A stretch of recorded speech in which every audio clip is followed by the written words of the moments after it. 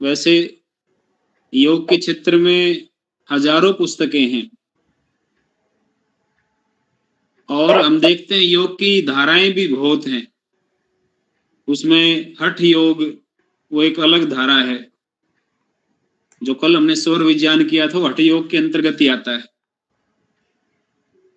तो हठ योग, फिर मंत्र योग है, उसकी फिलोसफी थोड़ी सी अलग है, कैसे मंत्र जब से हम सिद्धियां प्राप्त कर सकते हैं। फिर ध्यान योग है, ध्यान के द्वारा कैसे हम सिद्धियों को प्राप्त कर सकते हैं। नाद योग है, साउंड के द्वारा एक विशेष ध्वनि, वो चाहे घंटे की ध्वनि हो, चाहे किसी बर्तन की हो, ओंकार की ध्वनि हो, कैसे इस ध्वनि योग से हम सिद्धियां प्राप्त कर सकते हैं। तो जो योग की अलग अलग धाराएं हैं, और हम देखते हैं योग की अलग अलग संस्थाएं हैं, योग के अलग अलग स्कूल्स भी हैं। जैसे पतंजलि योग पीठ है, बिहार स्कूल ऑफ योगा है, ऐसे ही जो है देव संस्कृति विश्वविद्यालय, वो एक संस्था अलग से है। तो अलग अलग जो स्कूल हैं, अलग अलग जो संस्थाएं हैं, वो अलग अलग अपनी योग की धाराओं को फॉलो कर रही हैं।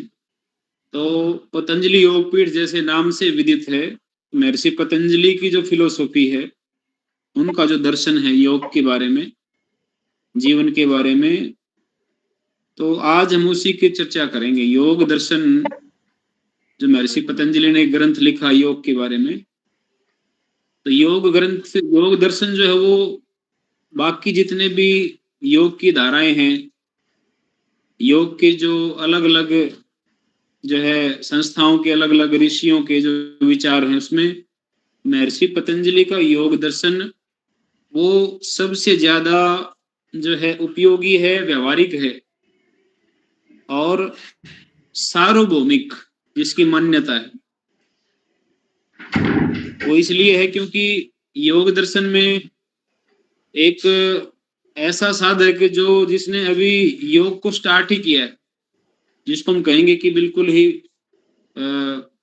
आरंभिक साधक है, जो अभी योग में इंटर हुआ है, उसके लिए भी योग दर्शन में योग सिद्ध करने के, ईश्वर प्राप्ति के उपाय बताए गए हैं, सरल उपाय बिल्कुल। और एक जो मध्यम कोटि का साधक है, जो साल 2 साल से 10 20 50 साल से योगाभ्यास कर रहा है, उसको मध्यम कोटि का साधक कहेंगे। वो अभ्यास में लगा हुआ अब तक।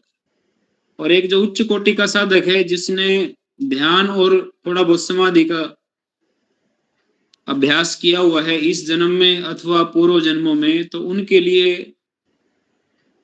क्या अभ्यास होने चाहिए। तो योग दर्शन में एक निम्न कोटि के साधक, मध्यम कोटि के साधक और उच्च कोटि के जो साधक हैं, और एक ऐसा व्यक्ति जो योग करता नहीं है, ना वो निम्न कोटि का, ना मध्यम कोटि का, ना उच्च कोटि का साधक है, वो एक जनसाधारण है। वो कोई मजदूर हो सकता है, वो कोई कारीगर हो सकता है, वो कोई अध्यापक हो सकता है, वो कोई शॉपकीपर हो सकता है, वो कोई बिजनेसमैन हो सकता है, महिला अथवा पुरुष कोई भी हो सकता है, और इसमें उम्र का भी कोई बंधन नहीं है। तो ऐसा व्यक्ति जो साधना में बिल्कुल भी रत नहीं है, लेकिन वो भी अगर चाहे कि मैं अपने जीवन में जो है समाधि को प्राप्त कर लूं या ईश्वर को प्राप्त कर लूं, तो उसके लिए भी महर्षि पतंजलि जी ने योग दर्शन में बहुत सरल उपाय, सरल रास्ते सूत्रों के अंदर हम सबको बताए हुए हैं। तो थोड़ा सा जानेंगे योग दर्शन को। योग दर्शन जो है उसमें 4 तो चैप्टर हैं, 4 पार्ट हैं, 4 चैप्टर हैं। चैप्टर वाइज महर्षि पतंजलि जी ने वो उसके बारे में चर्चा की। 4 चैप्टर में टोटल 195 सूत्राज हैं, सूत्र हैं। तो जो फर्स्ट चैप्टर है, महर्षि पतंजलि जी ने सीधा जो उच्च कोटि के साधक हैं उनके लिए फर्स्ट चैप्टर उन्होंने इंट्रोड्यूस किया है। उसका नाम है समाधि पाद। लिख सकते हैं आप। फर्स्ट चैप्टर जो है वो है समाधि पाद। पाद अर्थात पाठ, चैप्टर।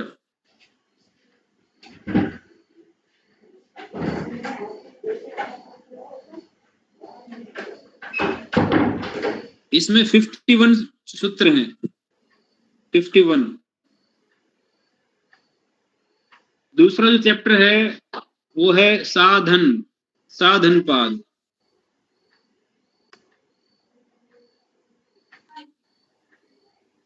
इसमें 55 सूत्र हैं। तीसरा जो चैप्टर है वो है विभूति, विभूति पाद। विभूति जैसे नाम से विदित हो रहा है, विभूतियां अर्थात जो पावर्स हैं, योग करने से हमें क्या क्या पावर्स मिल सकती हैं, क्या क्या किस किस क्षेत्र में हम स्पेशलाइज हो सकते हैं। इसमें 55 सूत्र आज हैं। थर्ड चैप्टर जो इसमें 55 और लास्ट है कैवल्य, कैवल्य। इसको पर्यायवाची के रूप में देखें तो मोक्ष कह सकते हैं। कैसे मोक्ष की प्राप्ति हो, कैवल्य पाद, मुक्ति, मोक्ष। सर दोबारा बोलिए, समझ नहीं आया क्या बोल रहा है। सर दोबारा बोलिए। समाधिपाद, समाधिपाद, समाधिपाद फर्स्ट चैप्टर है। दूसरा है साधन पाद, कौन से साधन हो सकते हैं जिससे हम मोक्ष की प्राप्ति कर सकते हैं, दूसरे चैप्टर में बताया है। तीसरा कैवल्य, विभूति, प्रबल्य, तीसरा विभूति। हाँ जी। चौथा, चौथा है कैवल्य, प्रबल्य, कैवल्य। बहन बीच में मत बोलो, बिल्कुल क्लियर सुन रहा है सबको। कैवल्य। अगली बार बीच में बाद में पूछ ले, कोई दिक्कत नहीं बहन। ये मैंने डाल दिया है चैट बॉक्स में।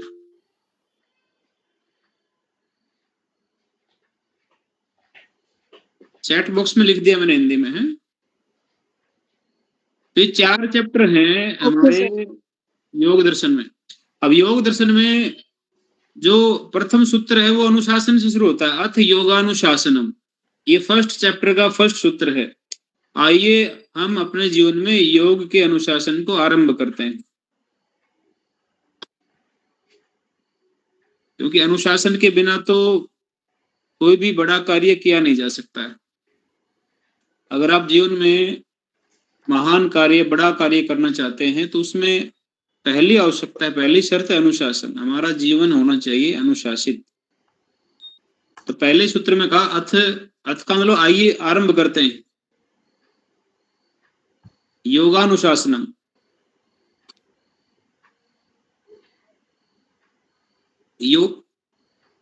योग के अनुशासन को आइए अपने जीवन में योग के अनुशासन को आरंभ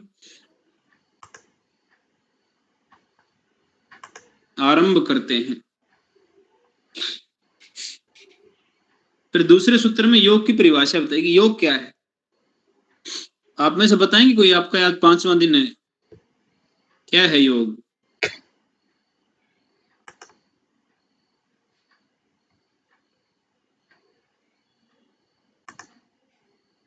हाँ जी शालिनी जी, क्या है योग। सर मेंटली फिजिकली अपने आप को स्ट्रॉन्ग करना। और कोई बताएगा इससे अलग। सर अपने विचारों को नियंत्रित करना योग के द्वारा। योग चित्त वृत्ति निरोध समाधि। अरे आदमी बाबूजी आरसी जी, आपने तो जो मेरे शब्द थे वो मुझसे पहले ही ले लिए। महर्षि पतंजलि जी ने योग की परिभाषा दूसरे सूत्र में, पहले चैप्टर के दूसरे सूत्र में कहा है कि योगस्य चित्त वृत्ति निरोध। योगस्य, योग से चित्त, चित्त में 3 इंक्लूड है, 3 बातें इंक्लूड है चित्त में। हमारा मन, हमारी बुद्धि और हमारा ईगो अहंकार, इन तीनों को हम जोड़ दें तो हमारा चित्त बन जाता है। जैसे एक शब्द बार बार हमारे जीवन में योग करेंगे तब भी आप सुनेंगे पढ़ेंगे योग को, तो एक शब्द बार बार आएगा चित्त। और ये परिभाषा में गया है योगस्य चित्त वृत्ति निरोध। तो योग से चित्त अर्थात हमारे मन, हमारी बुद्धि और अहंकार, ईगो, इसके अंदर जो विचार, वृत्तियां मैंने विचार और भाव। तो अगर आपने ये जो शब्द हैं, इनको अगर आपने पकड़ लिया, समझ लिया, तो फिर आपको अष्टांग योग, मोक्ष जो है, कैवल्य उसको कहें, मुक्ति कहें, समाधि कहें, ये सारी बातें आपको बहुत इजीली आपको समझ में आ जाएंगी। योगस्य चित्त वृत्ति निरोध, 4 शब्द हैं। योगस्य, योग से, चित्त मैंने चित्त की, और चित्त में मैंने क्या क्या बताया, आपका मन आ गया, उसके अंदर आपकी बुद्धि आ गई, और आपका ईगो, अहंकार आ गया। इन तीनों को जोड़ दें तो चित्त बन जाता है। तो योग से चित्त की वृत्तियों का अर्थ होता है विचार और भाव। जो भी हमारे विचार उठते हैं हमारे मन मस्तिष्क में, हर क्षण उठते हैं। हम तो रात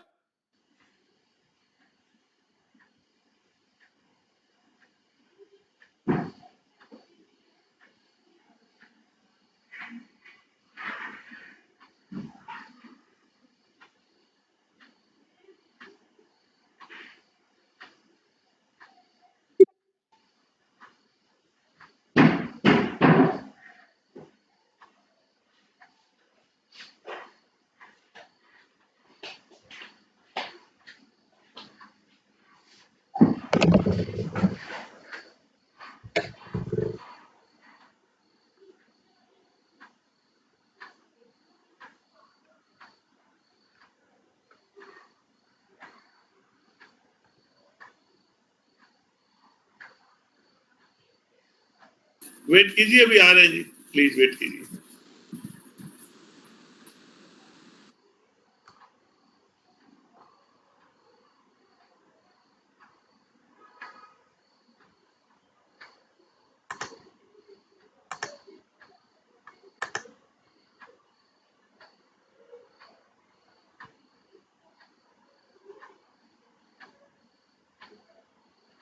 अब अनम्यूट कर लो, म्यूट है आपका। योग से हम क्या करेंगे, अपने चित्त की वृत्तियों को सही दिशा में लेकर जाएं, सकारात्मक दिशा में। उनको कंट्रोल भी कर सकते हैं अपने विचारों को। और एक बात आप ध्यान करें कि योग का अर्थ यहाँ समाधि भी है। योग का अर्थ क्या है? समाधि। योग कब हम मानने की हमारा योग हो गया है, हम सुबह जाते हैं कक्षा में 1 घंटा 1.5 घंटा योग करके आते हैं, हम सोचते हैं भाई योग कर रहे हैं, हमारा योग हो गया आज का। योग का अर्थ है समाधि। योग कब पूरा होगा? जब आप समाधिस्थ हो जाएं, तब मानो कि आपका योग पूरा हुआ है। तो वो कब पूरा होगा? जब आपके चित्त की जो वृत्तियां हैं वो पूरी तरह से कंट्रोल हो जाएंगी। जब तक विचार रहेंगे मन में, बुद्धि में, तब तक आपका योग पूरा नहीं हो सकता।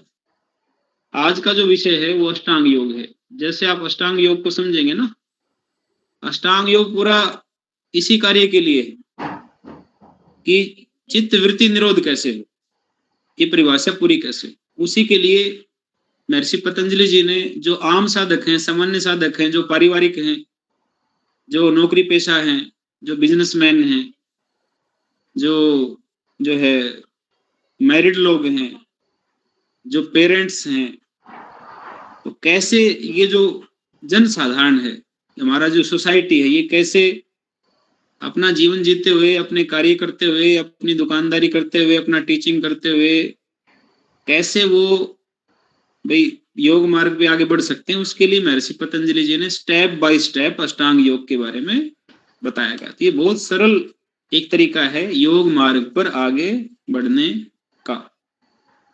तो आइए अब उसको हम शुरू कर लेते हैं। अष्टांग योग जैसे नाम से ही पता लग रहा है, ये ऐसा योग का मार्ग जिसकी 8 अंग हैं, 8 सीढ़ियां हैं। जैसे हम कहीं भी किसी मार्ग पर आगे बढ़ते हैं तो हम सीढ़ी दर सीढ़ी, आपको कहीं ऊपर जाना है, ऊपर चढ़ना है, तो सीढ़ी दर सीढ़ी चढ़ते हैं, स्टेप बाय स्टेप। तो अष्टांग योग जैसे नाम से विदित है, तो 8 सीढ़ियां हैं। प्रथम सीढ़ी है, उसका नाम है यम। साथ साथ लिखें, थोड़ा फास्ट, आप सभी बड़े हैं, सब पढ़े लिखे हैं। यम दूसरी सीढ़ी है नियम,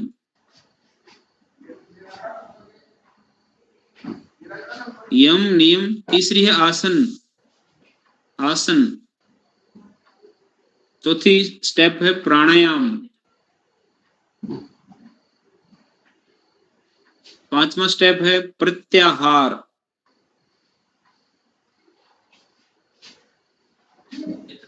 छठी सीढ़ी है धारणा।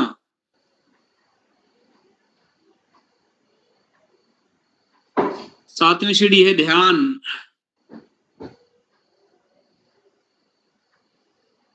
और आठवीं सीढ़ी है समाधि। और ये सारे स्टेप क्या कह रहे हैं? चित्त वृत्ति निरोध कैसे हो व्यक्ति का। तो केवल कपालभाति करके आगे हम अपनी कक्षा में, अनुलोम विलोम करके आगे, हमने सूर्य नमस्कार कर लिया सुबह उठ करके, और आसन कर लिए, शीर्षासन, आसनों का राजा भी करके आगे। सुबह आपने योग किया, लेकिन दिन में विचार अनियंत्रित हैं, मन में बहुत विचार उठ रहे हैं, उसमें छल कपट के विचार भी हैं, उसमें एक दूसरे से झूठ बोलने के विचार भी हैं, किसी के सामान को अपना बनाने का विचार भी है, बहुत ज्यादा मेरे पास धन संपत्ति प्लाट गाड़ियां आ जाए इसका विचार भी है, दिन में आ रहा है, कोई डर भय भी आ रहा है आपको। तो अगर सुबह योग करेंगे और दिन में ऐसे वैचारिक रूप से हम अस्त व्यस्त रहेंगे तो समझो हमारा योग नहीं हो रहा। और ये जो योग जो है, योग शारीरिक नहीं है, योग मानसिक है। आजकल संसार में दिखने वाला योग दिखता है शारीरिक। लोग पार्क में योग कर रहे हैं, शरीर को हिला रहे हैं, आसन कर रहे हैं, हाथों का यूज करके प्राणायाम कर रहे हैं, पूरे शरीर से सूर्य नमस्कार कर रहे हैं। तो जो विजिबल योग है आजकल हम देखते हैं वो शारीरिक दिख रहा है, लेकिन वास्तव में योग शारीरिक नहीं है। महर्षि पतंजलि ने खुद कहा है योगस्य चित्त वृत्ति। योग तो चित्त की वृत्तियों विचारों को नियंत्रित करने का नाम योग है, चित्त से जुड़ा हुआ है, चित्त का विज्ञान है योग। आप सोच के देखो, लगभग 5000 वर्ष पूर्व जब पूरी दुनिया में लोगों के पास भोजन नहीं था, लोग कंदमूल कच्चा खा करके अपना टाइम पास करते थे, लोगों के पास कपड़े नहीं थे पहनने के लिए, लोग पत्ते अपने शरीर पर रख करके अपने शरीर को ढकते थे, लोगों के पास छत नहीं थी, झोपड़ियों में जंगलों में लोग रहते थे, जंगली जीवन था जिनका। उस समय हमारे ऋषि मुनि चित्त के विज्ञान की बात कर रहे हैं, लगभग 5000 वर्ष पहले। तो कितना गहरा विज्ञान होगा, कितनी गहरी हमारे ऋषियों की, कितनी ऊंची उनकी बौद्धिक क्षमता थी। उस समय वो चित्त की बात कर रहे हैं। तो योग शारीरिक नहीं है, योग मानसिक है। इस बात को भी आपने समझना है। आज शारीरिक योग करना, आसन करना, ये तो योग के स्टेप हैं, जैसे मैंने स्टेप आपको लिखवाए। तो आज हम ये जो 8 स्टेप जानेंगे अगले आधे घंटे में, इन सब का उद्देश्य एक ही है, भाई हमारे चित्त हमारे कंट्रोल में कैसे आए, हमारा मन हमारे कंट्रोल में, हमारे विचार कैसे, हमारे संयम कैसे अपने विचारों में आए, मन को कैसे हम रोकें या मन को कैसे नियंत्रित करें, मन को कैसे जीतें। मन को जीतना इसलिए भी आवश्यक है कि हमारी 5 कर्मेंद्रियां हैं और 5 हमारी ज्ञानेंद्रियां हैं। ज्ञानेंद्रियां तो हमारी यही आंखें, आंखों से देख रहे संसार को, कानों से सुन रहे हैं, नासिका से सूंघ रहे हैं, जिह्वा से टेस्ट ले रहे हैं, त्वचा से स्पर्श। ये 5 हमारी ज्ञानेंद्रियां। 5 कर्मेंद्रियां फिर हाथ है, पैर है, मुख है, ऐसे पाद पायु उपस्थ, जिह्वा, हाथ। तो ये जो 10 हमारी इंद्रियां हैं, इन 10 इंद्रियों का स्वामी हमारा मन है।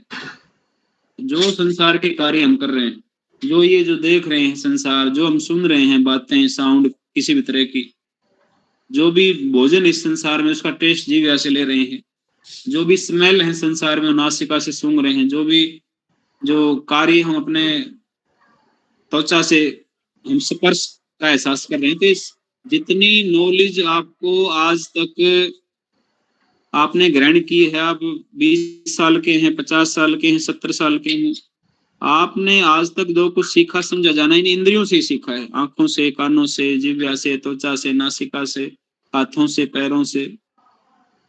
तो इन 10 इंद्रियों का स्वामी है मन हमारा। मन इनको जैसा चाहे वैसा चलाता है। तो यदि हम अगर मन को कंट्रोल कर लें, अगर चित्त वृत्ति निरोध की स्थिति हमारी पैदा हो जाए, तो फिर हम जितेंद्रिय भी बन जाएंगे, हमारी इंद्रियों पर विजय हो जाएगी।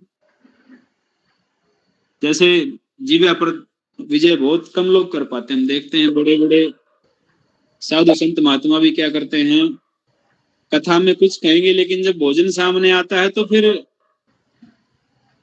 उनका भी थोड़ा सा कंट्रोल जो है चला जाता है, जब भोजन सामने आए। तो ऐसे मन को जीतना अर्थात जितेंद्रिय होना, अपनी इंद्रियों को जीतना है। तो मन अगर ठीक रहेगा तो हम सारे कार्य अपने ठीक करेंगे, इंद्रियों से, कर्मेंद्रियों से, ज्ञानेंद्रियों से। तो मन को जीतने का विज्ञान ही है ये योग, और इसको स्टेप बाय स्टेप हम जीत सकते हैं। तो उसमें हम आगे बढ़ते हैं।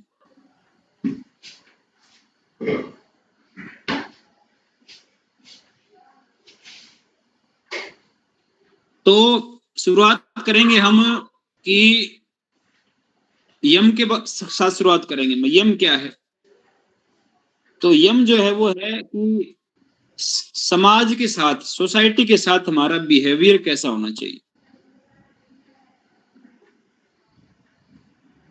हमसे अलग जितने जीव हैं, वो मनुष्य भी हैं और दूसरे जीव जंतु भी, तो उनके साथ हमारा व्यवहार कैसा हो, ये जो प्रोटोकॉल है ये हमें यम सिखाता है। तो यम में ऐसा क्या है भाई समाज के साथ जो हमें जोड़ता है, ये यूं कहे कि समाज के साथ समरस, मतलब आप समाज में घुलना मिलना चाहते हैं, समाज में घुले मिले रहें, समाज में आपका मान सम्मान हो, लोग आपको ये कहें कि आप ये समाज के सुख में दुख में समाज के साथ रहते हैं। तो सामाजिक रूप से अच्छा बनने का जो हमें ज्ञान देता है, उसका तरीका बताता है, तो वो उसको बोलते हैं यम। यम के अंदर 5 बातें हैं, उसको आप नोट कर लें। अहिंसा,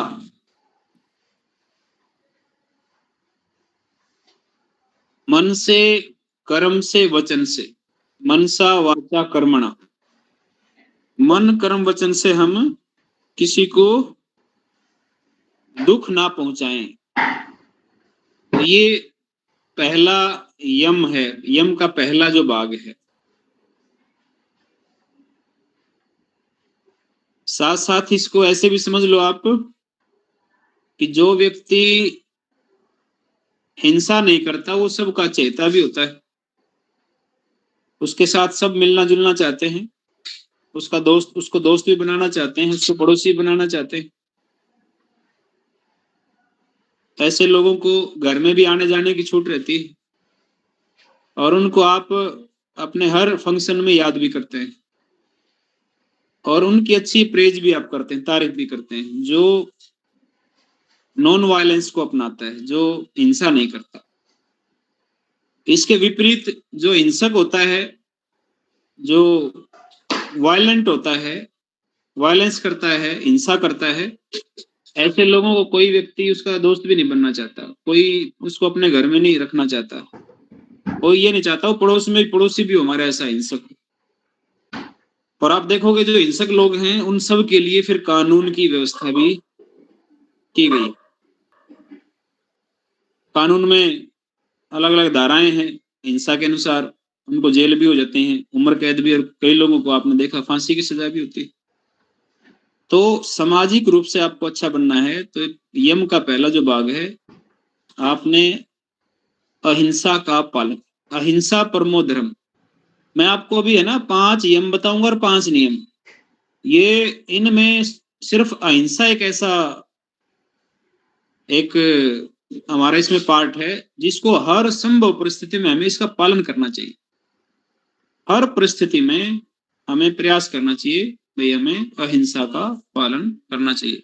इसको कहा अहिंसा परमो धर्म। अहिंसा परम धर्म है। और आपने देखा होगा जो लोग अहिंसक होते हैं उसका परिणाम क्या होता है।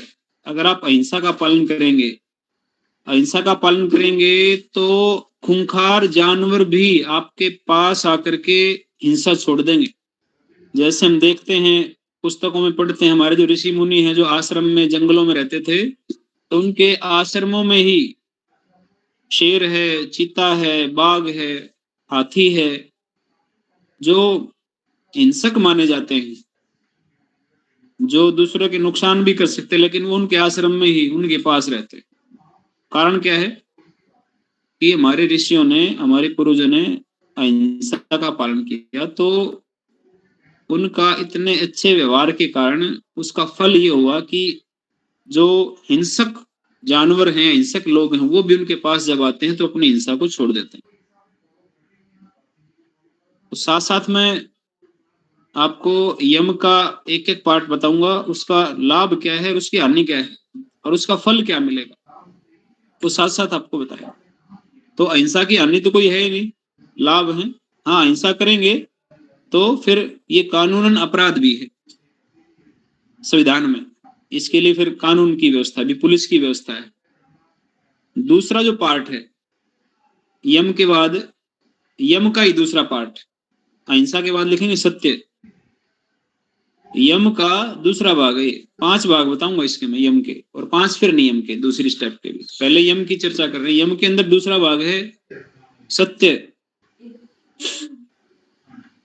सत्य का अर्थ है मन से, कर्म से, वचन से। ये भी जो हमने आंखों से देखा है, कानों से सुना है, हमारे सामने कुछ घटित हुआ है, या तो वह सत्य है, या फिर जो आप्त पुरुषों ने, आप्त पुरुष अर्थात जैसे हमारे ऋषि मुनि हैं, उन्होंने जो बातें लिखी, जैसे वेदों में लिखी, जो ऑथेंटिक हमारे शास्त्र हैं, ग्रंथ हैं, उनके अंदर जो लिखा हुआ है, तो उनको हम सत्य मानते हैं। तो उसी को सत्य माने हम। एक और प्रकार से हम समझ सकते हैं कि जो मस्तिष्क में, दिमाग में, मन में है, वही वाणी पे है, ये सत्य है। आजकल हम ज्यादातर देखते हैं 99% मन में कुछ होता है, वाणी पे कुछ होता है। वो अगर आप योग मार्ग पे आगे बढ़ना चाहते हैं, हिंसा करके कोई भी व्यक्ति ध्यान समाधि नहीं लगा सकता। तो अहिंसा का पालन करना है, तो इससे विचार आपके शांत रहेंगे, कंट्रोल रहेंगे, आपको तंग नहीं करेंगे विचार। फिर सत्य का, व्यक्ति झूठ बोल करके ये कहे कि मैं शांत रहूंगा, तो वो हो नहीं सकता है। सहज रहूं, शांत रहूं, नहीं हो सकता है। झूठ बोलने वाला व्यक्ति, एक झूठ को बचाने के लिए उसके मन में 100 विचार चलेंगे, 100 झूठ बोलने के लिए तैयारी करनी पड़ेगी उसको, तो उसके मन के विचार शांत होंगे नहीं किसी प्रकार से भी। तो सत्य का आचरण है, ये बहुत आवश्यक है। और सत्य का आचरण करेंगे, सत्यवादी होंगे, तो सत्यवादी हरिश्चंद्र को आज पूरी दुनिया याद करती है, उनका उदाहरण देती है। तो सत्यवादी हरिश्चंद्र, सत्य जो बोलेगा उसकी समाज में मान सम्मान प्रतिष्ठा बहुत अच्छी होती है, सामाजिक रूप से वो बहुत अच्छा माना जाता है। जो सत्य बोलना, लोग उस पर विश्वास करते हैं। लोग कोई फैसला लेना हो तो उसको याद करते हैं, उनको अपने सुख दुख में, अपनी पंचायतों में शामिल करते हैं कि वो व्यक्ति सच को सच कहेगा, झूठ को झूठ कहेगा। तो यही सत्य का ये लाभ है। और सत्य के विपरीत अगर झूठ बोलेंगे, तो एक बार आपकी झूठ अगर किसी को पता लगी, तो जीवन भर के लिए समझो आपने उस व्यक्ति के विश्वास को खो दिया। झूठे व्यक्ति का आम भाषा में, देसी भाषा में, हरियाणा में बोलते हैं, पांद सिराना नहीं होता, मतलब उसके कोई मतलब विश्वास नहीं झूठे व्यक्ति का। तो इसलिए सामाजिक रूप से अच्छा बनना है, तो सत्य का आचरण हम सबको करना अति आवश्यक। छोटी छोटी बातों पे झूठ बोलना बंद करें। और सत्य का एक बल भी होता है, जो सत्य बोलता है ना, उसका मनोबल बहुत ऊंचा रहता है। ये जो मैं आपको यम और नियम बताऊंगा, इनका एक ताकत भी, इनकी मानसिक शक्ति इनसे मिलती है, व्यक्ति को मानसिक रूप से मजबूत हम बनते हैं। तो यम का दूसरा भाग है सत्य। चलिए, यम का तीसरा भाग है अस्तेय। अस्तेय, अस्तेय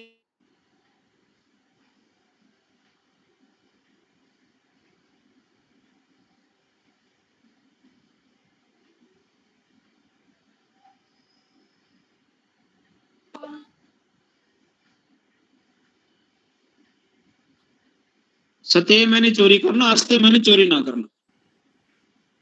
तो चोरी को बहुत ही सरल भाषा में महर्षि पतंजलि ने समझाया कि किसी से अगर हम बिना पूछे कोई चीज ले रहे हैं तो समझो वो चोरी है।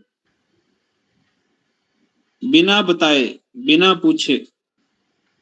और उन्होंने तो इतना सूक्ष्मता से इसको कहा है, यदि हम मन से भी किसी की वस्तु को ऐसा कहें कि ये तो मेरी हो जानी चाहिए, ये तो मेरे पास होनी चाहिए, इसके पास क्यों है, तो उसको भी उन्होंने चोरी कहा। और आगे बढ़ करके कहा भी जो अपने जो कर्तव्य हैं व्यक्ति के, अगर हम अपना कर्तव्य पूरा नहीं कर रहे हैं तो समझो अपने हम कर्तव्य से भी चोरी कर रहे हैं। कैमरा तो नहीं ऑफ हो गया आपके यहाँ से? हाँ जी, कैमरा तो नहीं ऑफ हुआ आपका? चलो और कैमरा चल रहा है। अब हो गया, अब ठीक हो गया, हो गया, हो गया। में मैं चैट बॉक्स में लिखना चाह रहा था लेकिन थोड़ा ना रेंज नहीं बने सर, रेंज नहीं ना बन रही, इसलिए कुछ नहीं पता लग रहा। अभी ठीक चल रहा है ना? अब ओके है जी, ओके। तो हम किसी से भी कोई चीज लें तो पूछ करके लें, मन से भी किसी दूसरे की व्यक्ति की किसी चीज को अपना ना माने, उसको मन से भी चुराने का प्रयास ना करें। और आपको पता है जो व्यक्ति, एक तो चोर होता है, एक शाह होता है, ये भी व्यवहार के शब्द हैं। मतलब जो शाह होता है उसको कोई भय नहीं होता, क्यों? चोरी नहीं करता है। तो जो व्यक्ति ईमानदार होता है वो अपने घर से भी निकल करके चला जाए, उसको हम पता नहीं कितनी बड़ी बड़ी जिम्मेदारियां दे देते हैं, धन संपत्ति सब सौंप देते हैं, क्योंकि हमें ये होता है भाई ये व्यक्ति चोर नहीं है, शाह है, तो उसको हमारा डर नहीं होता। लेकिन अगर आपको जीवन में पता लग गया कोई व्यक्ति भाई इसमें चोरी की आदत है, तो हम उसको अपने घर में घुसने भी नहीं देते। और वो अगर घर में आके चला जाए तो मन में ये शंका रहती है कोई उठा कर ना लेके गया हो। तो दूसरे के घर में चाहे सोना पड़ा हो, उसको अगर मिट्टी हम माने तो समझो हम का पालन कर रहे हैं। और इसमें भी देखो, अगर चोरी व्यक्ति करता तो संविधान में वो भी अपराध है। चोरों के लिए कानून है, जेल है, पुलिस है, उनके लिए सजा का प्रावधान है। तो ये सामाजिक रूप से अच्छा बनना है तो समाज में कभी भी, चाहे घर से भी आप कोई चीज लो, घर वालों की नॉलेज में जरूर डाल दो भाई मैंने घर से ये चीज ली है, इतने रुपए लिए है, ये वस्तु ली है, ये मैंने चीज ली है, तो नॉलेज में डाल दें हम घर में भी, तो भी घर वालों को भी शंका नहीं रहती, उनके मन में भी नहीं आता कि भाई कोई चीज की वो चुरा लेकर गया है। तो इसलिए अहिंसा, सत्य, अस्ते। और चौथा है ब्रह्मचर्य। ब्रह्मचर्य, ब्रह्मचर्य का अर्थ केवल ये नहीं ब्याह ना करवाना ब्रह्मचर्य है, शादी ना करवाना, इसी को ब्रह्मचर्य नहीं कहेंगे। ब्रह्मचर्य का जो मूल भावना है वो है ब्रह्म भाव में रहना, मतलब अपने हायर कॉन्शियसनेस में रहना, उच्च चेतना में रहना। जब हम उच्च चेतना में होते हैं, जब हमारी दोनों, कल बताया था ना, स्वर दोनों चलते हैं 50-50, सूर्य स्वर चंद्र स्वर, तो हम हायर कॉन्शियसनेस में होते हैं, उच्च चेतना में। हमारा जो चेतना का लेवल होता है वो हायर रहता है, ऊंचा रहता है। तो उस समय फिर हम क्या करते हैं, हमारे मन में अच्छे विचार होते हैं, अच्छे भाव होते हैं सबके बारे में। उसमें कैसे भाव रहेंगे, जैसे महिला पुरुष हैं, उनसे जो छोटे हैं उनके प्रति बेटा बेटी का भाव रहता है, जो इक्वल एज के हैं, हम उम्र हैं, उनके प्रति भाई बहन का भाव रहता है, और जो हमारे से अपर एज के हैं उनके प्रति माता पिता का भाव रहता है, किसी के भी हो, किसी परिवार के भी हो, किसी मत के हो, किसी पंथ के हो, किसी संप्रदाय के हो, पड़ोसी हो, गांव के हो, शहर के हो, कहीं के भी हो, तो उनके प्रति हमारा ऐसा भावना रहती है, इसको बोलते हैं ब्रह्मचर्य। ब्रह्म भाव में रहना, सबकी भलाई के बारे में सोचना है, सबका विकास हो, सबका भला हो, सबका कल्याण हो। और ये शादी ना करना, ये अकेला ब्रह्मचर्य है। हम तो देखते हैं आजकल शादीशुदा लोग भी, अभी कितना बड़ा मामला चल रहा है, बेटी का रिश्ता किया था, वो दामाद अपनी सास को लेकर के कहीं भाग गया। ये अखबारों में रोज आ रहा है, रोज ही सोशल मीडिया पर। ये जो सामाजिक पतन है, ये सामाजिक पतन कहाँ से आ रहा है? वैचारिक पतन से आ रहा है। तो विचार अच्छे हों, भाव अच्छे हों, शुद्ध हों, पवित्र हों, महिला और पुरुष दोनों के लिए कह रहे हैं, इसको कहेंगे ब्रह्मचर्य। तो जो ब्रह्मचर्य ऐसे भाव रखेगा ना, तो समाज में उस व्यक्ति से सब मेलजोल रखेंगे, जिसकी भाव पवित्र हैं, विचार पवित्र हैं, जिसका आचरण शुद्ध है, ऐसे व्यक्ति के साथ सब चाहेंगे मिलना जुलना, उसके साथ रहना, उसकी संगति, उसका पड़ोस है। अपने बिजनेस में भी, अपने जो जहाँ वर्क प्लेस है, जहाँ काम करते हैं आप कर्मचारी, तो वहां भी आप चाहेंगे ऐसे व्यक्ति। आपके घर की बेटी है, आपकी बहू है, आपकी पत्नी है, कहीं अगर काम कर रही है, तो आप चाहेंगे कि जहाँ हमारी बेटी, बहू, मेरी पत्नी जहाँ काम करी, वहां अच्छे लोग हों, अच्छे आचरण के लोग, ऐसे पुरुषों के लिए भी। तो इसको बोलेंगे ब्रह्मचर्य। तो ब्रह्मचर्य के बिना हम जीवन में, योग में आगे बढ़ नहीं सकते। जो व्यक्ति ब्रह्मचर्य नहीं रखेगा, अशुद्ध विचार रखेगा, काम है, वासना है, ईर्ष्या है, द्वेष है, लोभ है, मोह है, ज्यादा ये रखेगा ना, तो ऐसा व्यक्ति योग मार्ग में आगे बढ़ नहीं सकता। तो ये क्या है? ये हमारा एक बहुत बड़ा सामाजिक गुण, और आजकल इसकी बहुत आवश्यकता है। आजकल सबसे ज्यादा जो प्रॉब्लम आ रही है वो इसी पक्ष में आ रही है। इसके अखबार भरे रहते हैं, इसका सारा दिन टीवी पर, सोशल मीडिया पर सब यही चल रहा है। कैसे ब्रह्मचर्य भंग करें, कैसे विचारों को विकृत करें, तो उसका एक बहुत बड़ा नंगा नाच ये सोशल मीडिया पे आज हम देख रहे हैं चल रहा है, फॉलोवर बढ़ाने के लिए। तो ये यम जो समाज में हमें अच्छा बनाएगा, उसका चौथा भाग था ब्रह्मचर्य। और पांचवा है अपरिग्रह। पांचवा लिखेंगे अपरिग्रह। अपरिग्रह, परिग्रह का अर्थ होता है संचित करना ज्यादा। अपरिग्रह मैंने ज्यादा इकट्ठा ना करें जीवन में। हम देखते हैं जब संसार में आते हैं तो खाली हाथ आते हैं, जाते हैं तो खाली, सब कुछ यहीं छोड़ करके खाली हाथ चले जाते हैं। यहाँ का उपयोग किया, यहीं छोड़ दिया, साथ कुछ नहीं जाता है। तो जीवन में ऐसी चीजें बहुत अधिक, बहुत ज्यादा अति ना करे संग्रह करने में।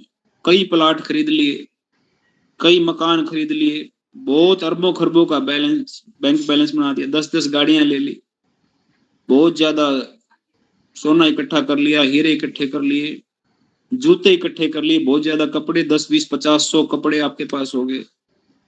और हम देखते हैं प्रयोग एक दो भी ठीक से नहीं कर पाते।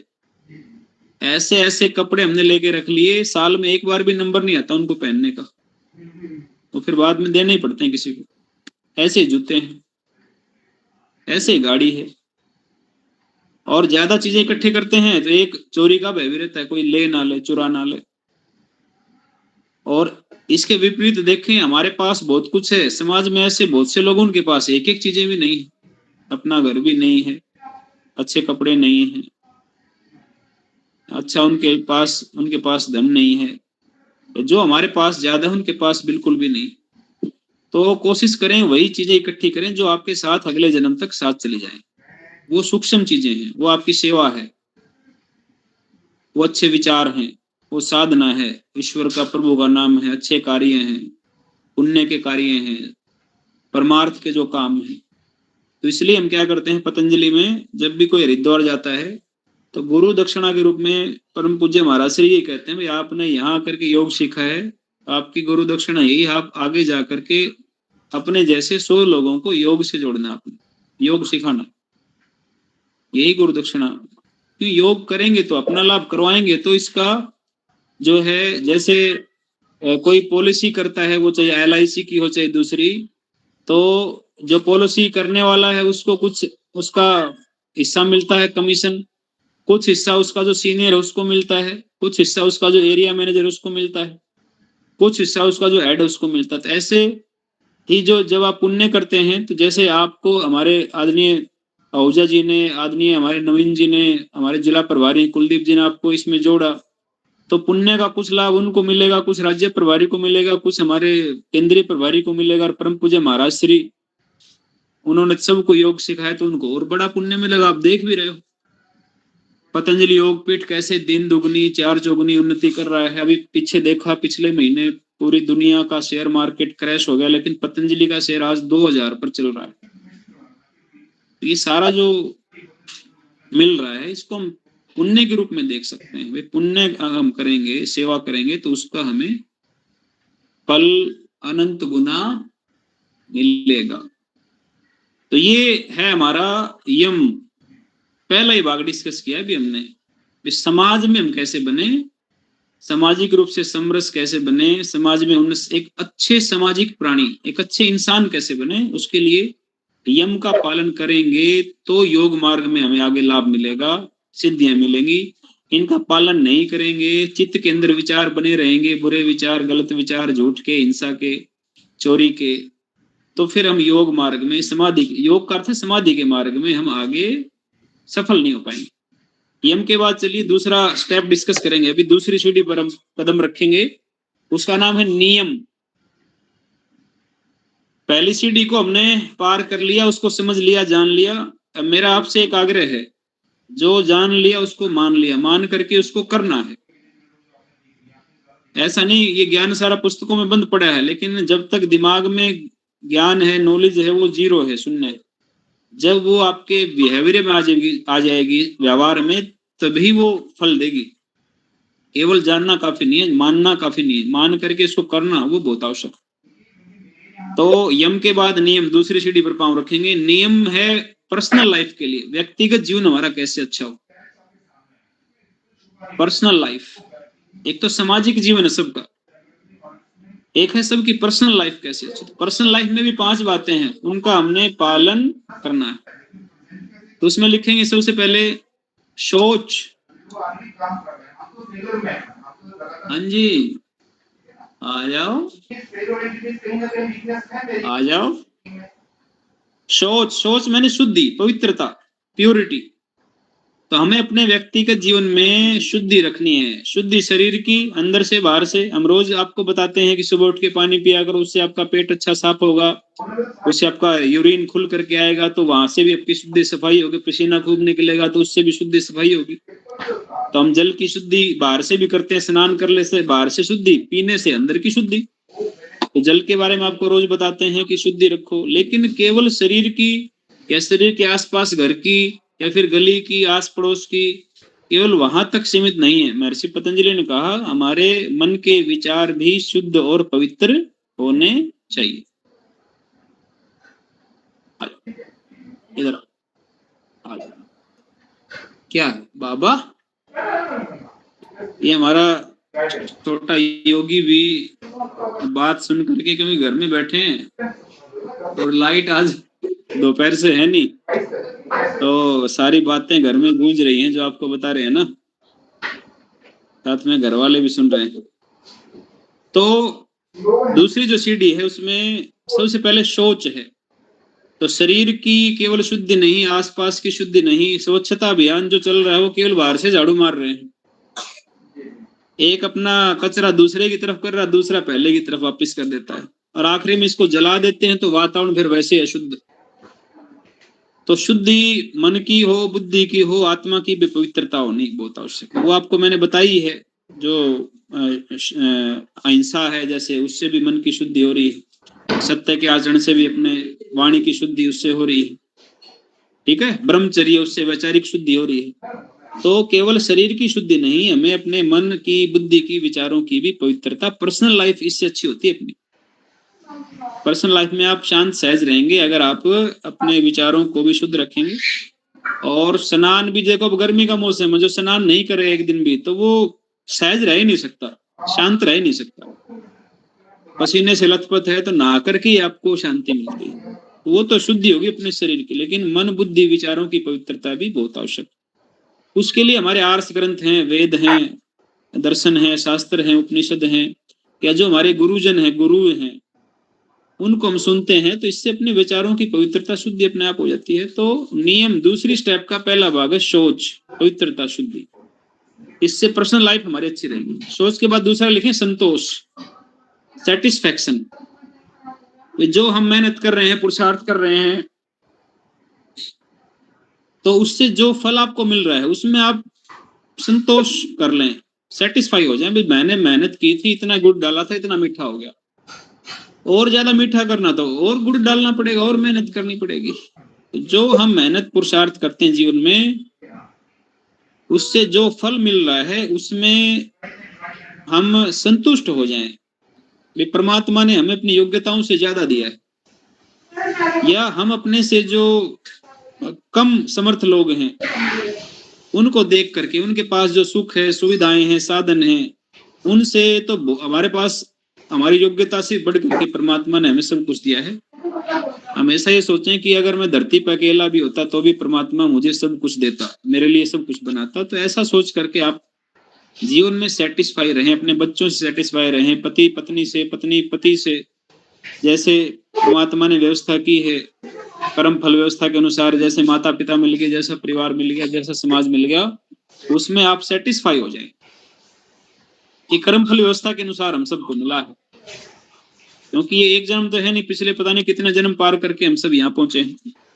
उन सब जन्मों का कलेक्टिव जो आपको रिजल्ट मिला है वो ये जन्म है, ये माता पिता है आज जो आपके पास है, ये जो परिवार है, ये जो देश है भारत का, तो अच्छा ही है। भारत जैसा देश है, ऋषियों का, संतों महात्माओं का, भगवान राम कृष्ण जी की भूमि पर हम पैदा हुए, संतुष्ट रहे बस अपने कार्य से, अच्छे कार्य करें, उनसे संतुष्ट रहे। तो ये दूसरा है पर्सनल लाइफ के लिए नियम का दूसरा भाग है संतोष। तीसरा लिखें तप, तपस्वी बने जीवन में, बहुत आवश्यक है। योग करना हो, भूख प्यास, बुराई करे, आपके काम की कोई बड़ाई कर दे, कोई बुराई करे, कभी गरीबी आ गई, अमीरी आ गई, कभी डाउन आ गया, कभी अप आ गया, आप कर्म योग करते रहे। तपो द्वंद्व सहनो, द्वंद्वों को सहन करना ही तप। तो पर्सनल लाइफ में जिस व्यक्ति ने तपस्या की है, हमने देखा उसका परिवार आज सुखी है। आप जो हमारे बुजुर्ग हैं, जैसे इसी कार्यक्रम में बड़े भी जुड़े हुए हैं 60+ वाले, आपने मेहनत की, अपने आपके माता पिता ने मेहनत की, तो आज हम देखते हैं हम बच्चों के रूप में, हमारे बच्चे हमारे बड़ों से आज बहुत ज्यादा सुख सुविधाओं में जी रहे हैं। अच्छे स्कूलों में बच्चे पढ़ रहे हैं, अच्छे बिजनेस व्यापार से जुड़े हुए हैं, अच्छे नौकरी में हैं, अच्छा खान पान ले रहे हैं, अच्छी सारी सुविधाएं उनको, स्वास्थ्य की, शिक्षा की हमारे से बहुत अच्छी मिल रही है हमारे बच्चों को। तो उसका कारण क्या है? आपने तपस्या की, तो आज वो सुख भोग रहे हैं। तो इसलिए जीवन में कर्म योग करें, तब कम अर्थ है द्वंद्वों को सहन करना, ये गर्मी सर्दी, भूख प्यास, ये बड़ाई बुराई, इनको सहन करते हुए जीवन में कर्म करते रहो, आगे बढ़ते रहो। ये है पर्सनल लाइफ में तपस्वी होना बहुत जरूरी। जैसे स्वामी जी महाराज कहते हैं ना, व्यक्तिगत जीवन में स्वामी जी नीचे सोते हैं, और इतना हम जाते हैं तो हम सोते हैं एसी वाले कमरों में, बेड के ऊपर धुली हुई चादरें, बेड अच्छे बढ़िया, अंदर ही अटैच लैट्रिन बाथरूम। लेकिन स्वामी जी कहाँ सो रहे हैं? खुद वो जमीन पे ही सो रहे हैं, लकड़ी के उस पे अपना बिल्कुल नीचे बिछा करके। हम पहनते हैं बहुत अच्छे अच्छे वस्त्र, हमारे लिए तो स्वामी जी ने अच्छी बढ़िया अब वो पतंजलि की जैकेट भी बनवा दी है, और स्वामी जी रहते हैं अपने वही ढाई कपड़े में। हम खाते हैं बढ़िया बढ़िया, वहां स्वामी जी का वही थोड़ा सा खाने का टाइम उनको बहुत कम मिलता है। तो उनके जीवन में जैसे तपस्या है, वैसे पर्सनल लाइफ भी हमारी तपस्या से भरी होनी चाहिए, तपस्वी जीवन होना चाहिए अपना। तो ये व्यक्तिगत जीवन के लिए बहुत जरूरी। पर्सनल लाइफ में अगर आपको ऊंचा उठना है तो शोध, संतोष, तप के बाद फिर स्वाध्याय। स्वाध्याय का अर्थ है सेल्फ स्टडी, अपनी स्टडी। मैं कौन हूं? तो मैं शरीर नहीं हूं। हम ज्यादातर लोग शरीर से प्यार करते हैं, माँ का हमें शरीर दिखता है, पिता का शरीर दिखता है। जब वो संसार छोड़ देते हैं तो हम रोते हैं, बिलखते हैं, सर पटकते हैं, खाना छोड़ देते हैं, व्यापार बंद कर देते हैं। तो प्रेम प्यार किससे? हमें शरीर से। लेकिन हम शरीर नहीं है, हम आत्मा है, और आत्मा अजर है, अमर है, नित्य अविनाशी, ना मरती है, ना कटती है, ना गलती है, सदा थी, सदा है, सदा रहेगी, सत्य चित्त है, आनंद स्वरूप है। तो इसलिए क्या करें? हम अपने जीवन में शोध, संतोष, तप, स्वाध्याय, अपना स्वाध्याय जरूर करें। भाई मैं पहले कौन था, आज मनुष्य हूं, कल क्या होने वाला हूं। ये सारा कर्मों के ऊपर, कर्म फल व्यवस्था पे सारा आधारित है। तो इसलिए हम क्या करें? स्वाध्याय करें अपने जीवन का भी। और अच्छे ग्रंथ हैं, वेद पढ़ो, दर्शन पढ़ो, शास्त्र पढ़ो, उपनिषद पढ़ो। ये जो कक्षा चल रही है ये भी स्वाध्याय ही है, हम अपने आप को जानने का प्रयास कर रहे हैं। ये भी क्या है? स्वाध्याय है। इसलिए ऐसे जीवन में स्वाध्याय करो, खुद का भी करो, अच्छे ग्रंथों का भी। और 5वां है ईश्वर प्रणिधान। सेकंड स्टेप का 5वां जो सूत्र है वो है ईश्वर प्रणिधान। अर्थात जो हम काम कर रहे हैं वो ये मान लें भगवान के लिए कर रहे हैं। तो आप देखोगे भगवान के लिए कोई भी गलत काम नहीं करेगा। जो ये सोच लेगा ना ये काम मैं भगवान को निमित्त मान करके कर रहा हूँ, ईश्वर के लिए कर रहा हूँ, भगवान के लिए कर रहा हूँ, तो कोई व्यक्ति है ऐसा संसार में जो ईश्वर को निमित्त मान के कोई गलत काम करेगा? अरे चोर डाकू लुटेरे भी मंदिर में जाके तो वो भी सरल सीधे हो जाते हैं, बिल्कुल हाथ जोड़ लेते हैं, मस्तक नीचे टिका देते हैं, अहंकार छोड़ देते हैं। तो इसलिए पर्सनल लाइफ में बहुत जरूरी है कि जो हम काम करें ये सोच लें भाई ये तो हम भगवान के लिए कर रहे हैं, तो कोई भी व्यक्ति गलत काम करेगा नहीं, तो उसकी पर्सनल लाइफ बहुत अच्छी हो जाएगी। तो ये जो 2 स्टेप है महत्वपूर्ण थे, इसलिए इस पे आधा घंटा लगाया। यम के अंदर क्या क्या आया? अहिंसा, सत्य, अस्तेय, ब्रह्मचर्य, अपरिग्रह। और नियम के अंदर 5 बातें आई, शौच, संतोष, तप, स्वाध्याय, ईश्वर प्रणिधान। यम किसके लिए बताए? समाज के लिए। नियम किसके लिए बताए? पर्सनल लाइफ के लिए। अब आपकी सामाजिक लाइफ अच्छी होगी, पर्सनल लाइफ में आपकी पवित्रता आ गई, प्योरिटी आ गई, शुद्धता आ गई। अब आप क्या करें? अब आप रोज आसनों का अभ्यास करें। आसन की परिभाषा महर्षि पतंजलि ने ये नहीं कहा शीर्षासन करो, सर्वांगासन करो, सिद्ध आसन करो, गोमुख आसन करो, मंडूक आसन करो। उन्होंने तो एक ही सूत्र कहा। क्या कहा वो? यो अपना आसन के बारे में, स्थिर सुखम आसनम। आप स्थिरता पूर्वक, सुख पूर्वक किसी एक स्थिति में बैठ जाएं। आपने सामाजिक जीवन अच्छा कर लिया, व्यक्ति का जीवन अच्छा कर लिया, फिर आप क्या करें? साधना में रोज आप सुबह शाम संध्या के समय या जब भी आपको समय लगे किसी एक आसन में स्थिर हो जाएं और उसमें सुख महसूस करें। वो आपका पद्मासन हो सकता है, सिद्धासन होता है, सुखासन हो सकता है, वज्रासन हो सकता है, शवासन हो सकता है। किसी भी एक आसन में बैठ जाएं और उसमें स्थिर हो जाएं और सारे प्रयत्न छोड़ दें, प्रयत्न नहीं करना कोई भी। आसन लगाए और स्थिर हो गए और उसमें सुख महसूस किया है। स्टेबिलिटी विद हैप्पीनेस, स्टेबल हो गए आप और हैप्पीनेस, आपको सुख मिल रहा है, उसमें आपको अच्छा लग रहा है। तो ये तीसरा स्टेप है, तीसरी सीढ़ी आसन। आसन का आपने रोज अभ्यास करना है। अब देखो आसन आपको साधना करनी है, आपको सुबह शाम जो है मान लिया बैठ करके हनुमान चालीसा पढ़ना है, आपने कोई अपना शिव की आरती पढ़नी है, कोई और आरती अपनी पढ़नी, गायत्री मंत्र बैठ करके पढ़ना है। 108 बार आपने 111 बार राम का नाम बैठ करके लेना, तो बैठ के ही तो आप लेंगे, खड़े खड़े घूमते हुए तो नहीं लेते। तो बैठने के लिए क्या चाहिए आपको? आसन आपका ठीक होना चाहिए। तो आसन की प्रैक्टिस रोज आपको करनी। बैठेंगे आप तो सारे काम कर पाएंगे, प्राणायाम भी कर पाएंगे, ध्यान भी कर पाएंगे, समाधि भी लगा पाएंगे, सत्संग भी सुन पाएंगे, लेक्चर भी दे पाएंगे आप खुद भी, योग भी आप खुद कर पाएंगे। तो इसलिए तीसरा स्टेप आपका आसन ठीक होना चाहिए, स्थिर सुखम आसन। किसी भी एक आसन में आपको अच्छा लगे और आप लंबे समय तक बैठ पाए, तो उसी का अभ्यास रोज आप करना शुरू करेंगे, तो वो हो गया आपका आसन। और आसन का जो फल है उसके लिए महर्षि पतंजलि जी ने बताया, आसन से शरीर को मजबूती मिलती है। आसनेन दृढ़म, दृढ़ता, मजबूती मिलती है आसन करने से। और फिर आसन करने से आजकल तो रोग के अनुसार आसन है। मंडूकासन करो, डायबिटीज से आपको लाभ मिलेगा। मरकटासन करो, कमर के रोगों में लाभ मिलेगा। ऐसे आप उष्ट्रासन करो तो थायराइड में आपको लाभ मिलेगा, फायदा मिलेगा। तो आसन आजकल तो रोग के अनुसार भी है। युवाओं के लिए अलग आसन है, शरीर सौष्ठव के लिए, बच्चों की हाइट वेट बढ़ाना उनके लिए अलग आसन है, बुजुर्गों को जो है हड्डियां उनकी ठीक ठाक काम ठीक से काम करें उसके लिए अलग आसन है, सूक्ष्म व्यायाम आसन है।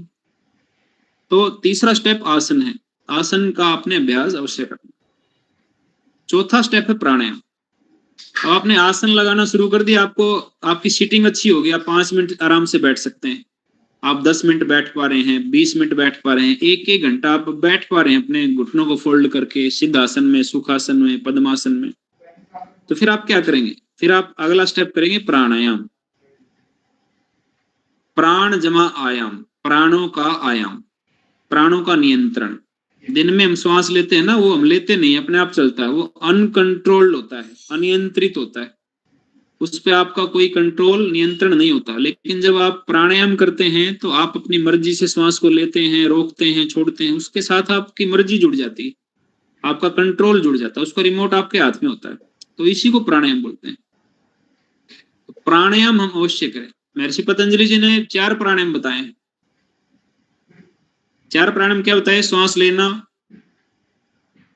श्वास छोड़ना, श्वास को जहां का तहां रोकना, जैसे बचपन में हम स्टैचू करते थे ना, स्टैचू बोलते ही जैसे शरीर की पोजीशन होती वैसे रुक जाते थे, होल्ड हो जाते थे, पत्थर बन जाते थे।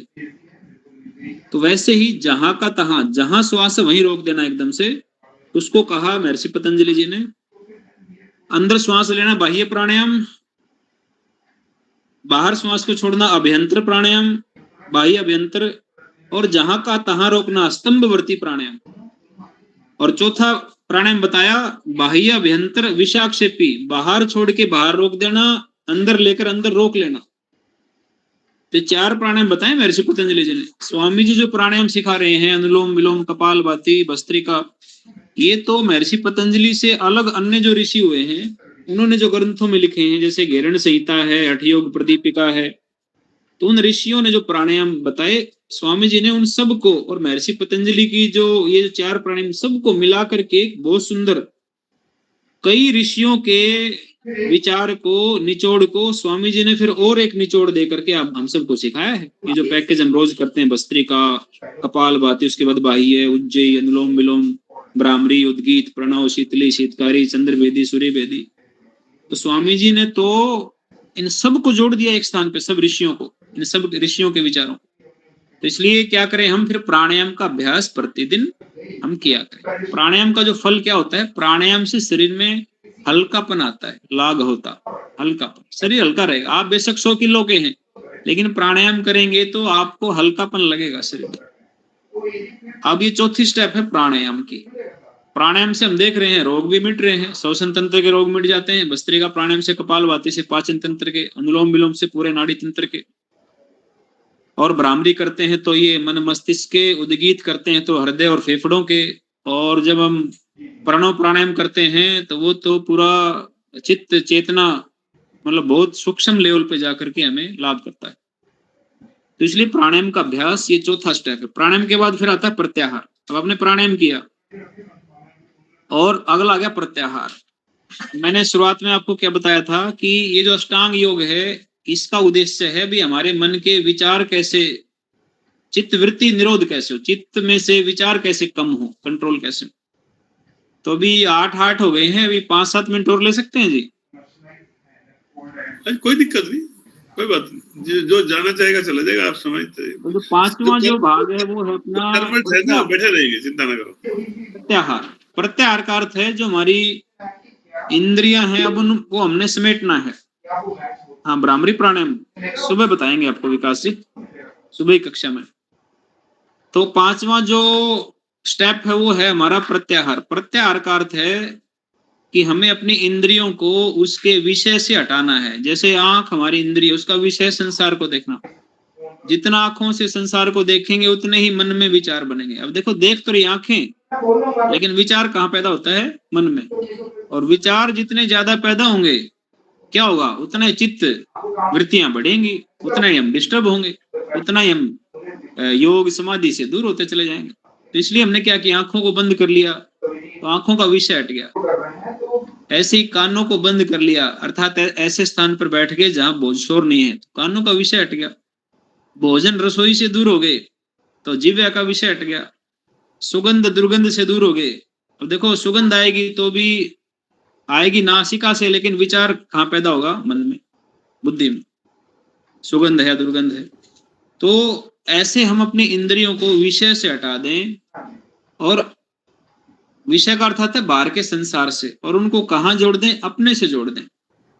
बहिर्मुखी से हम अंतर्मुखी हो जाएं प्राणायाम करते करते। जैसे हम प्राणायाम करवाते हैं ना आपको, तो उसमें बताते हैं भी प्राणायाम को आंखें बंद कर लो आप, और अपने मन में, अपने शरीर पे कहीं ध्यान टिकाओ। जैसे पेट का रोग है तो पेट पे वहां ध्यान टिकाओ, हृदय रोग है तो वहां पे ध्यान टिकाओ आप, भाई वो आपका ठीक हो रहा। थायराइड है तो गले पे आप मन को टिकाओ, भी आपका थायराइड ठीक हो रहा है। कमर में दर्द है तो वहां ध्यान टिकाओ, घुटनों में दर्द है तो वहां आप मन को लगाओ। मतलब हमने क्या किया, अपने आंखों को बंद करके बहिर्मुखी से हम अंतर्मुखी हो गए, अपने ऊपर आ गए। तो प्रत्याहार यही है, अपनी इंद्रियों को संसार से हटाएं, शरीर के अंदर जोड़ दें, इसको बोलेंगे प्रत्याहार। प्रत्याहार से क्या होगा? इंद्रियां हैं वो अपने विषयों से हट जाएंगी, तो अपने मन में नए विचार आना बंद हो जाएंगे। पुराने वो तो रहेंगे, लेकिन कोई नया विचार नहीं आएगा। और आपको पता है, आंखें खुले रहेंगे तो कितने विचार आएंगे। आपने आंखें खोल ली, आप पार्क में बैठे हो, लोग आपके सामने से गुजर रहे हैं, कोई दौड़ रहा है, कोई भाग रहा है, कोई एक्सरसाइज कर रहा है, कहीं हवा चल रही है, कहीं कोई पक्षी आ गया, कुत्ता आ गया, कोई आपस में बात कर रहे हैं। जिन जिन लोगों को आप देखेंगे वैसे वैसे आपके मन में विचार उतने उतने ही बनते चले जाएंगे। तो जितने ज्यादा विचार मन में चित्त में होंगे उतना ही हमारा वेरी डिस्टर्ब्ड माइंड रहेगा। आपको एक बात मैं बता दूं, 1 मिनट में जिस व्यक्ति के 40 से ज्यादा विचार आते हैं मन में, उसके चित्त को बोलते हैं वेरी डिस्टर्ब्ड माइंड। योग की भाषा में उसको बोलते हैं क्षिप्त चित्त। क्षिप्त मैंने वेरी डिस्टर्ब्ड। वो व्यक्ति तो योग कर ही नहीं सकता, आंखें बंद नहीं, जैसे आंख बंद करेगा जैसे सारी दुनिया के विचार उसके अंदर आ जाएंगे। तो हमें क्या करना है, प्रत्याहार में इंद्रियों को समेट लेना है संसार से, और अपने शरीर में बहुत जगह है, जो संसार में है, ब्रह्मांड में, सब इस पिंड में, शरीर में है। तो जो बाहर ढूंढ रहे हैं ना, वो अपने अंदर ही आप अंतर्मुखी होकर के वो सुख, शांति, ऐश्वर्य, वो आप आनंद अंदर ही देखना शुरू कर दें, बाहर से इंद्रियों को हटा दें। तो इसको बोलते हैं प्रत्याहार। ये 5वां स्टेप। अब शरीर भी देखो कितना बड़ा है, कहाँ मन को रोकें। पांव के अंगूठे से लेकर कितने तो अंग हैं हमारे, 37 ट्रिलियन सेल हैं, 206 हड्डियां हैं, ये कितने अंग हैं हमारे हैं। इतना बड़ा शरीर है, अंतर है, बाहर है, दोनों तरफ से, कहाँ मन को टिकाएं। जो 6वां स्टेप आता है उसको बोलते हैं धारणा। भाई इतने बड़े शरीर में आपने संसार को छोड़ दिया, आंखें बंद कर ली, एकांत में चले गए, लेकिन शरीर भी तो इतना बड़ा है। शरीर में तो अगर एक एक हिस्से को आप सोचोगे तो मन में फिर विचार, अंगूठे को सोचोगे तो अंगूठे का विचार, टखने के को देखोगे टखने का विचार, घुटना देखो घुटने का विचार, तो फिर भी विचार बहुत ज्यादा है। हम क्या करेंगे, हमने तो विचारों को कम करना है, नियंत्रित करना है। तो आप अपने शरीर पर किसी एक भाग पर, सबसे अच्छा बताया गया अपना ये जो आज्ञा चक्र है, जहाँ तिलक लगाते हैं, यहाँ अपने चित्त को, मन को रोकना शुरू करें। यहाँ सुख का, आनंद का एक दिव्य प्रकाश ज्योति का अनुभव करें। मन में विचार आए, आने दो, जाने दो, आने दो, जाने दो। आप देखेंगे, आपने आज प्रैक्टिस की, कल प्रैक्टिस की, 5, 7, 10, 20, 25 दिन, महीने में आप देखेंगे, आप जैसे ही यहाँ के बारे में सोचेंगे तो आपको दिव्य प्रकाश का अनुभव होगा। आपके मन विचार शून्य हो जाएगा, मन के विचार एकदम से खत्म हो जाएंगे, एकदम शांत सहज हो जाएंगे प्रैक्टिस से। तो आपने देखो यात्रा कहाँ से शुरू की थी, यम से, समाज से, फिर आप आए व्यक्तिगत जीवन में, नियम से फिर आपने व्यक्तिगत जीवन में आसन किया, फिर प्राणायाम किया। अब शरीर को तो आपने ठीक साध लिया, फिर आपने अपने मन को रोकने के लिए फिर प्रत्याहार किया, अंतर्मुखी हो गए। अब अंतर्मुखी होकर भी आपने अपने चित्त को कहाँ, एक स्थान पे ले आए। वो आज्ञा चक्र हो सकता है, वो सहस्त्रार चक्र होता है, वो विशुद्धि चक्र हो सकता है, हृदय चक्र हो सकता है, नाभि चक्र हो सकता है, स्वादिष्टान चक्र हो सकता है, आपका मूलाधार चक्र हो सकता है, शरीर हो सकता है, या बाहर का कोई भी, जैसे चांद है, चंद्रमा है, जैसे सूर्य है, जैसे तारे हैं, जैसे आपका कोई गुरु है। आप केवल अपने चित्त को उनके चित्त के साथ जोड़ दें ऐसे। इसको हम बोलेंगे धारणा। किसी देश बंधस्य चित्त से धारणा। देश मैंने स्थान, कोई भी एक स्थान आपके शरीर के ऊपर हो सकता है चक्र के रूप में, या बाहर भी हो सकता है, लेकिन वो ध्यान करना आंखें बंद करके, केवल उसी संकल्प पूर्वक। ये नहीं है कि नाभि भी ध्यान करना तो आंखों को ऐसे इस तरफ खींच दो, नाभि की तरफ ऐसे में ध्यान करना तो ऐसे खींच दो, अपने यहाँ आज्ञा चक्र में ध्यान करना तो ऐसे आंखों को ऊपर ऐसे चढ़ा दो। संकल्प पूर्वक आंखें बंद करके आप संकल्प करें, यहाँ पर एक दिव्य प्रकाश है, ज्योति है, आभा है, चमक है, कांति है।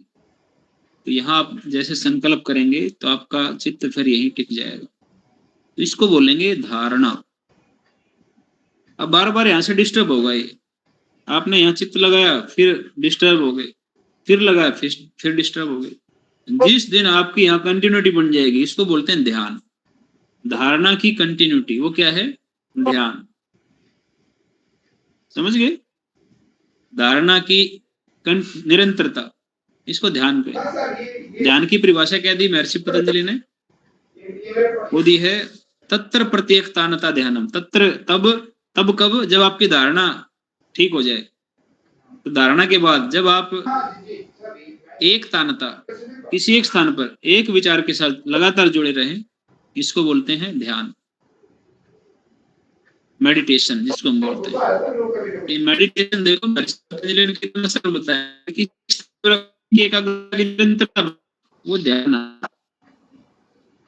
मतलब केवल एक विचार आएगा, हो सकते हैं विचार, जैसे धारणा में मन को टिकाया, एक विचार सेकंड फिर आ गया, आपको उसने भगाया, एक विचार फिर किया, फिर कोई थर्ड विचार आ गया, फिर आपने एकाग्र किया, फिर कोई फोर्थ विचार आ गया, फिफ्थ आ गया। तो ऐसे विचार धारणा में तो आते रहेंगे, लेकिन जब आप का एक ही विचार निरंतर बना रहेगा, वो सुख का हो सकता है, आनंद का हो सकता है, किसी शब्द का हो सकता है, जैसे ओंकार का शब्द है, आनंद का हो सकता है, किसी प्रकाश की अनुभूति हो सकती है।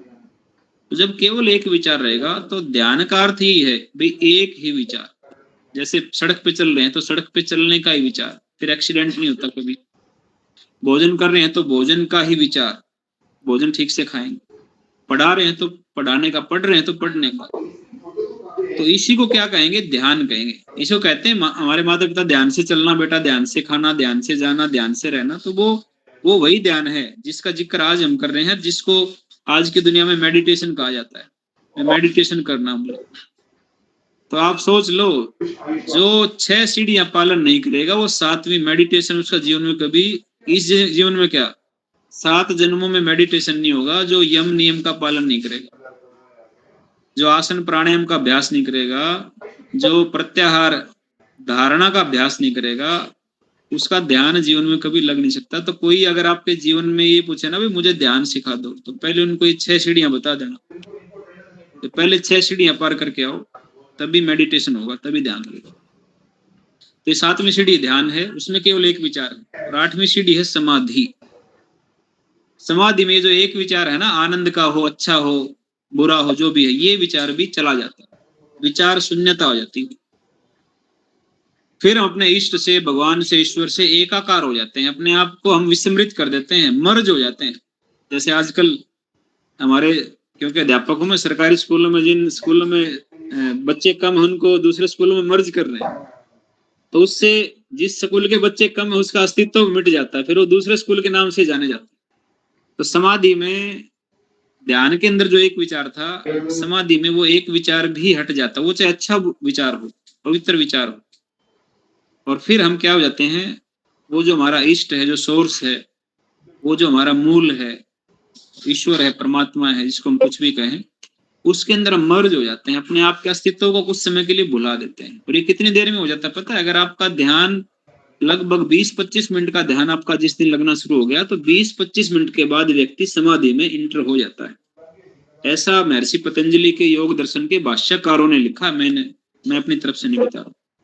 और समाधि का अर्थ है परम आनंद, परम सुख, परम तृप्ति, और परमात्मा का, इष्ट का अपना एकाकार, उसके दर्शन। और यही जीवन का लक्ष्य है, व्यक्ति का, मनुष्य जीवन का लक्ष्य यही है, समाधि की प्राप्ति। समाधि का अर्थ, इसी को मोक्ष कहें, मुक्ति कहें। और जिसकी ध्यान और समाधि लगना शुरू हो जाए, वो आदमी फिर नॉर्मल नहीं रहता। आप ये ना सोचना अब नॉर्मल हो जाएगा, वो अब नॉर्मल भी नहीं होता। नॉर्मल में नहीं रहती उसकी बुद्धि, उसकी ऋतम्भरा प्रज्ञा, ऐसी बुद्धि हो जाती है, वो एक बार देखे तो फोटोकॉपी हो जाती है उसकी। एक बार सुन ले, महर्षि दयानंद सरस्वती जो पहली बार गए थे स्वामी विरजानंद जी के पास, तो स्वामी जी ने उनको ये कहा भी मैं आपको शिष्य एक शर्त पे बना सकता हूँ, मैं आपको कोई भी बात दोबारा नहीं बताऊंगा जीवन में, एक बार जो बता दी उसको रिपीट नहीं करूंगा। तो महर्षि दयानंद इतने अच्छे बड़े योगी थे कि वो जो सुनते थे वो उनके दिमाग में पेस्ट हो जाता था। तो योग करने से जो ध्यान, अगर हम धारणा, ध्यान, समाधि, जो अंत के 3 है ना, जो ये धारणा, ध्यान, समाधि, इनको बोलते हैं त्रयम एकत्र संयम। इन अंत के 3 में संयम करने से, अर्थात इनका लगातार अभ्यास करने से, धारणा की साथ साथ ध्यान लगाया और फिर हम समाधि में अगर कुछ समय के लिए अभ्यास करें, तो हमें फिर जो बुद्धि मिलती है वो, उसको बोलते हैं ऋतम्भरा प्रज्ञा। ऋतम्भरा तत्र प्रज्ञा, मतलब ऐसी बुद्धि जो, जैसे अगर हम बात करें आइंस्टीन की, हावड़ा हॉकिंस की बड़े बड़े साइंटिस्ट हुए हैं, इनके दिमाग आज तक भी रखे हुए हैं, प्रिजर्व हैं। आपको ये पता होना चाहिए कि साइंटिस्ट थे। तो इनकी बुद्धि 10-12% ही काम करती थी। लेकिन जो योग करने वाले व्यक्ति है, जैसे महर्षि दयानंद सरस्वती थे या जैसा महर्षि पतंजलि जी ने बताया है, उसकी बुद्धि तो इनसे भी बहुत अच्छी काम कर सकती है। ऐसी बुद्धि हमें प्राप्त हो जाती है अगर हम योग मार्ग पे स्टेप बाय स्टेप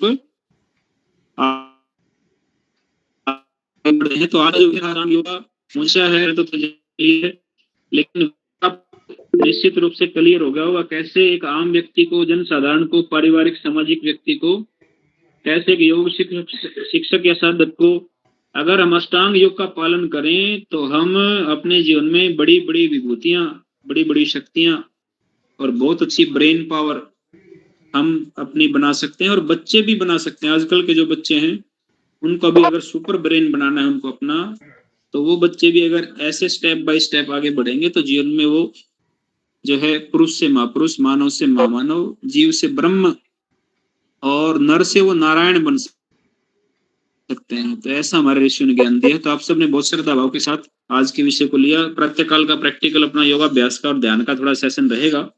तो मैं एक बार पुनः हमारे बहुत ही पूज्य प्रेमचंद आहूजा जी का, हमारे आदरणीय नवीन जी और जितने पदाधिकारी हैं, आपने सेवा का अवसर दिया, तो आप सबके चरणों में प्रणाम करता हुआ आप सबका बहुत बहुत आभार। मेरी सभी साधकों से प्रार्थना है, कल सुबह के शिविर में ऑनलाइन सभी इसी लिंक पे जुड़ेंगे। कल भाई मुकेश जी कल आपको पहले योग करवाएंगे, प्राणायाम करवाएंगे, जो स्वर्ग के बारे में कल बताया था, आज ब्राह्मणी उद्गीत के बारे में बताया, एक एक शब्द के साथ, अर्थ के साथ प्रैक्टिकल करके बताएंगे। सभी लोग जुड़ने का प्रयास करें। जो फिजिकल योग कक्षा में जाते हैं उनके लिए रास्ता है, अपने घर में वहाँ माइक ले जाओ क्लास वाला, एक मोबाइल पे लगा लो, सारे सुनते रहेंगे, एक बंदा बैठ जाएगा। ज्यादा से ज्यादा लोग जुड़े।